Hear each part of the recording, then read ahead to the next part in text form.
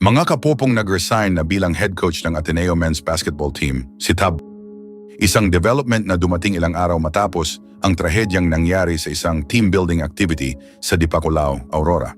Kinumpirma ni Ateneo President Father Roberto Yap na tinanggap ng universidad ang resignation ni Baldwin kasabay ng pag-alis sa pwesto ni Team Manager Epoch Quimpo.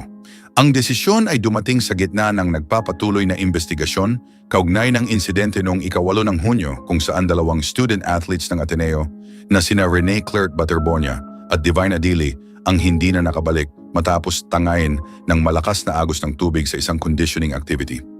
Ayon sa mga naunang ulat, nagsasagawa ng team activity ang grupo malapit sa baybayin nang biglang magbago ang kondisyon ng dagat. Sinabi ng mga opisyal ng universidad na karamihan sa mga kalahok ay ligtas na nakabalik, ngunit dalawang manlalaro ang naanod palayo ng malakas na alon. Dahil sa pangyayari, agad na naglunsad ng masusing pagsusuri ang Ateneo upang malaman ang buong detalye ng insidente. Inatasan ng Board of Trustees ang isang fact-finding investigation para suriin kung nasunod ang lahat ng safety protocols at iba pang umiiral na patakaran sa isinagawang aktibidad. Sa mga oras na nagpapatuloy ang pagsusuri, pansamantalang lumayo sa kanilang mga tungkulin sina Baldwin at Quimpo upang matiyak ang independensya ng investigasyon. Ayon sa pamunuan ng paaralan, mahalagang mabigyan ng pagkakataon ang lahat ng sangkot na malayang makapagbigay ng impormasyon. Naging sentro ng pambansang atensyon ang insidente dahil sa matagal ng koneksyon ni Baldwin sa Ateneo Basketball Program. Sa loob ng maraming taon, naging mahalagang bahagi siya ng ilan sa pinakamahuhusay na kampanya ng Blue Eagles sa collegiate basketball. Kasabay ng mga tanong mula sa publiko, nilinaw ng Ateneo na walang mabibigat na kagamitan na ginamit sa isinagawang exercise. Sinabi rin ng universidad na batay sa kanilang nakalap na impormasyon, nasa mababaw na bahagi ng tubig ang mga kalahok bago nagkaroon ng hindi inaasahang pagbabago sa kondisyon ng dagat. Nagsagawa rin ng hiwalay na pagsusuri ang iba't ibang ahensya ng pamahalaan upang makabuo ng mas malinaw na larawan ng mga pangyayari. Layunin ng mga autoridad na malaman ang lahat ng detalye at kung may mga aral na maaaring magamit upang mapahusay pa ang kaligtasan sa mga susunod na team activities. Sa mga unang araw matapos ang insidente, nanatiling hindi muna nagsalita sa publiko si Baldwin. Kalaunan, naglabas siya ng mensahe kung saan ipinahayag niya ang kanyang matinding kalungkutan sa nangyari. Humingi rin siya ng paumanhin sa mga pamilya ni Baterbonia at Adili at inaming mabigat para sa kanya ang mga kaganapan. Patuloy namang nagbibigay pugay ang komunidad ng Ateneo sa alaala ng dalawang atleta. Isinagawa ang mga pagtitipon at seremonya bilang pag-alala sa kanilang naging kontribusyon sa koponan at sa buhay ng kanilang mga kapwa-estudyante. Marami sa kanilang mga kaibigan at kasamahan ang nagsabing hindi lamang sila nakilala bilang mahuhusay na manlalaro kundi bilang mga kabataang may dedikasyon, disiplina at malasakit sa iba. Samantala muling naging usap-usapan online ang isang lumang audio recording na may kaugnayan kay Baldwin. Nagdulot ito ng panibagong diskusyon tungkol sa kanyang leadership style, bagamat para sa maraming eksperto at mga taga-subaybay ng issue, nananatiling pangunahing usapin ang paghahanap ng malinaw na kasagutan tungkol sa nangyari sa Aurora. Sa ngayon patuloy ang pangangalap ng testimonya at iba pang impormasyon mula sa mga taong maaaring makatulong sa investigasyon. Umaasa ang mga pamilya, estudyante at mga taga-suporta ng koponan na magbibigay ito ng mas malinaw na pag-unawa sa mga pangyayari. Para sa marami, higit sa anumang resulta ng investigasyon, ang pinakamahalagang alaala ay ang buhay nina Rene Clert Baterbonia at Divine Adili. Ang kanilang pagkawala ay nag-iwan ng malaking epekto sa Ateneo community at sa mas malawak na mundo ng Philippine basketball. Sa mga oras na nagpapatuloy ang paghahanap ng mga sagot, nananatiling nakatuon ang pansin ng marami sa pag-alala sa dalawang kabataang atleta na minsang nangarap at nagbigay ng buong puso para sa kanilang koponan. Bilang leader, bilang coach at bilang kaibigan, pakiramdam ko ay nabigo ako.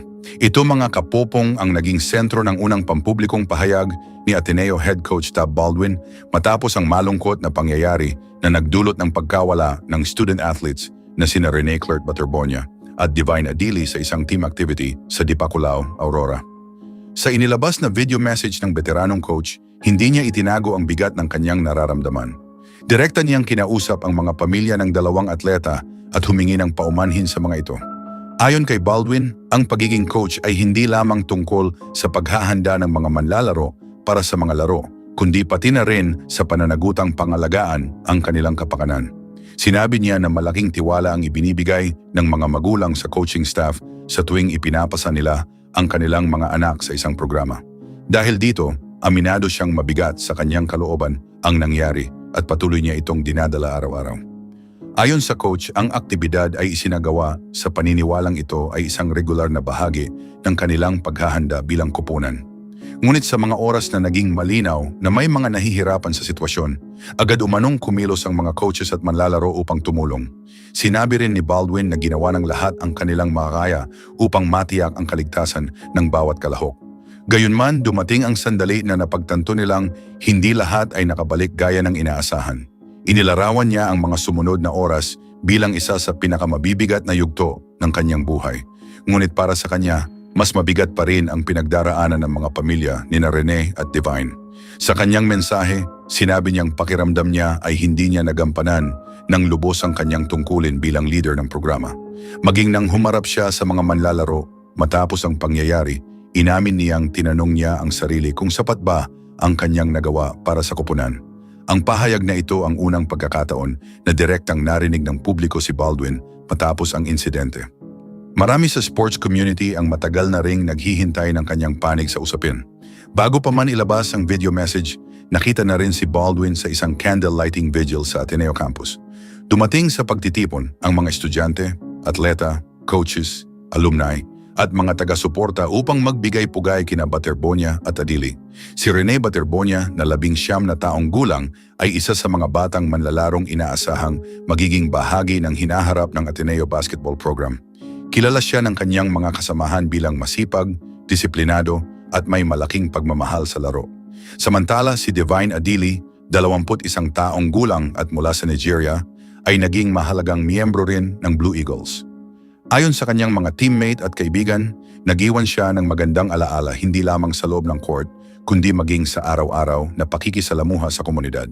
Patuloy namang umaagos ang mga mensahe ng pakikiramay mula sa iba't ibang paaralan, sports organizations, dating atleta at mga taga-suporta.